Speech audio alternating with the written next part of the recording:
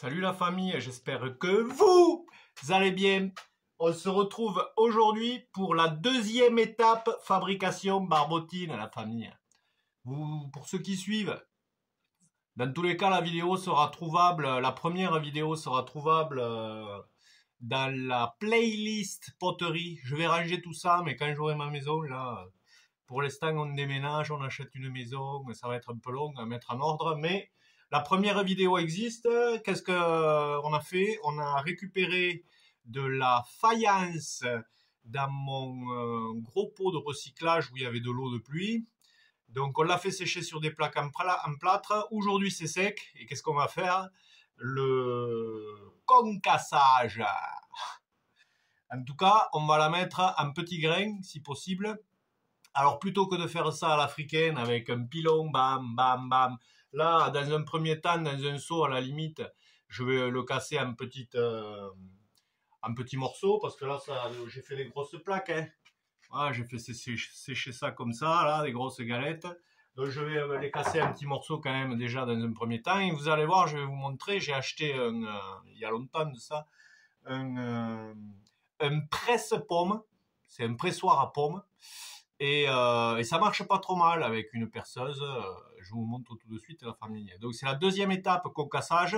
On met en poudre le plus fin possible. Et après, avec la matière sèche, dans la troisième étape, on commencera à préparer la vraie recette de la barbotine.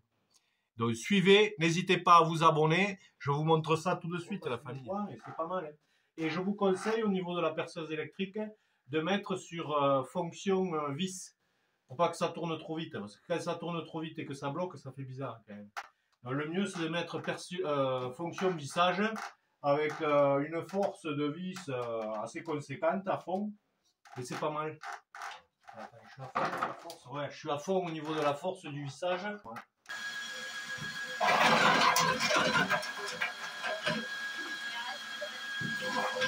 Impeccable.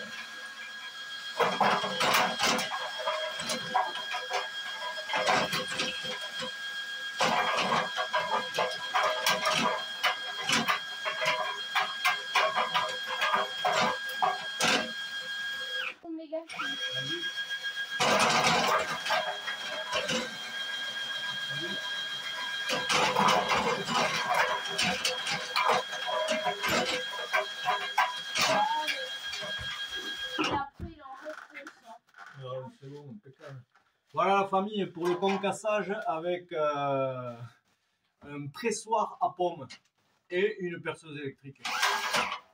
Voilà, votre fils peut même vous aider, c'est top. Voilà la famille, alors voici le pressoir en question, hein. Ça se peut, voilà, il y a un cône. Alors ce qui peut vous arriver au pire, c'est que des trucs là sur le côté se tordent un peu, mais il faut juste les détordre, hein, ça tient bien. Ça coûte pas grand chose, hein. J'avais acheté ça à 40 ou 50 €, je sais plus. Voilà, il y a un pied. Normalement, il y a une manivelle là ici à la place de la perceuse, mais bon, quand vous avez une perceuse électrique, vous avez vu comment on faisait avec mon fils là, c'est le top. Il faut juste régler la perceuse électrique sur la position vis, parce que sur la position perçage, ça va trop vite. C'est dangereux, je pense. Donc il vaut mieux, parce que vous verrez quand il y a des morceaux un peu gros qui passent pas, les pics là se bloquent et du coup la perceuse tourne comme ça. Il faut la tenir à deux mains.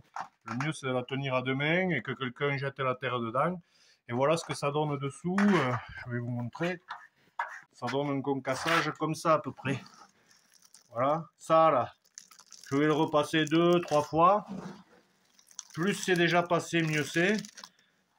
Et puis au bout de 3 fois ou 4, les plus gros morceaux seront partis. Et moi je prépare ma barbotine avec ça directement.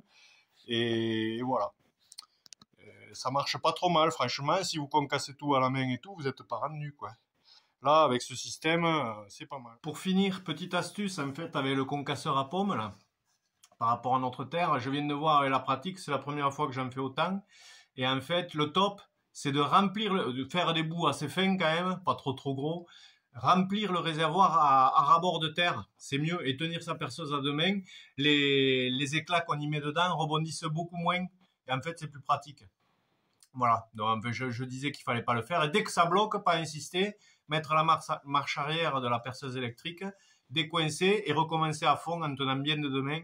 Et franchement, c'est le mieux. Remplir le réservoir, le grand cône qu'il y a là sur le pressoir à pommes et de terre, et c'est le top.